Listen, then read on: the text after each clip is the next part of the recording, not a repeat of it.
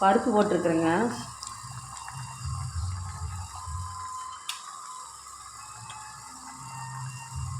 Hello friends, எப்படி இருக்கீங்க? நான் துவரம் பருப்பு போட்டிருக்கிறேன். தக்காளி, வெங்காயம், மஞ்சத்தூள், அப்புறம் கருவேப்பிலை போட்டு வெந்துருச்சுங்க நல்லா. இதில் கீரை சாம்பார் வச்சுக்கலான்ட்டு கீரை போட்டுக்கலாம். பொன்னாங்கண்ணி கீரை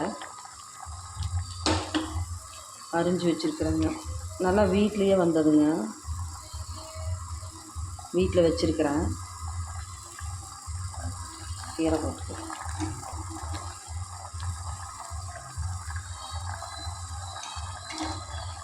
இது கண்ணுக்கு ரொம்ப நல்லதுங்க. நம்ம கொஞ்சமாக இருந்தாலும் சாம்பார் வச்சிடலாம், தேங்காய் ஆட்டி வைக்கலாம். கண்ணுக்கு ரொம்ப நல்லது. போய் காய்கறி தேடிட்டு இருக்க வேண்டியது. நல்லா இருக்குங்க கீரை சாம்பார். மிளகாத்தூள், உப்பு, புளி தண்ணி ஊற்றிக்கலாம். மிளகாத்தூள் போட்டுக்கலாங்க. நமக்கு எவ்வளோ காரம் வேணுமோ அதுக்கு தகுந்த மாதிரி போட்டுக்கலாம். கல் போட்டுக்கலாம். கல் போட்டு புளி கரைசல் ஊற்றலாங்க.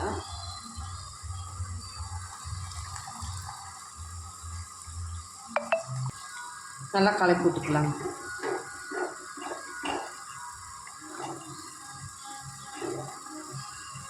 கொஞ்சம் தண்ணி மாதிரி இருந்தால் தாங்க சாம்பார் நல்லாயிருக்கு. ரொம்ப கெட்டியாக இருந்தால் நல்லாயிருக்கும். தண்ணி ஊற்றிக்கலாம். கீரை கொஞ்சம் வேகணும். தாளிச்சுக்கலாம்.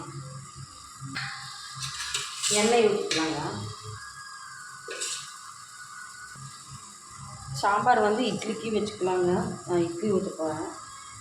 தோசையும் இட்லிக்கு வச்சுக்கலாம், தோசையும் ஊற்றிக்கலாம். சாப்பாட்டுக்கு மதியத்துக்கு சேர்த்து வச்சுக்கலாம். கடுகு போட்டுக்கலாம். எந்த காயும் இல்லைன்னா நம்ம கீரை பிடிங்கிட்டு கீரை போட்டு சாம்பார் வச்சுக்கலாங்க.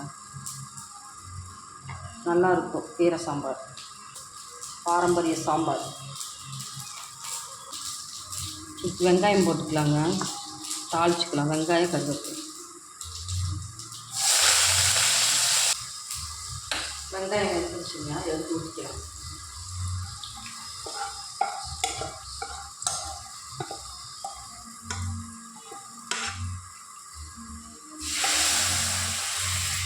இந்த தாளிப்பில் எடுத்து அந்த வட்டத்தில் கொஞ்சம் குழம்பு ஊற்றி போட்டோம்னா நல்லா சூப்பராக இருக்குங்க. இந்த வாசம், தாளித்த வாசம் குழம்பு அருமையாக. கொஞ்சம் வேகட்டுங்க. கொஞ்சம் வெந்ததுன்னா நல்லாயிருக்கும் குழம்பு.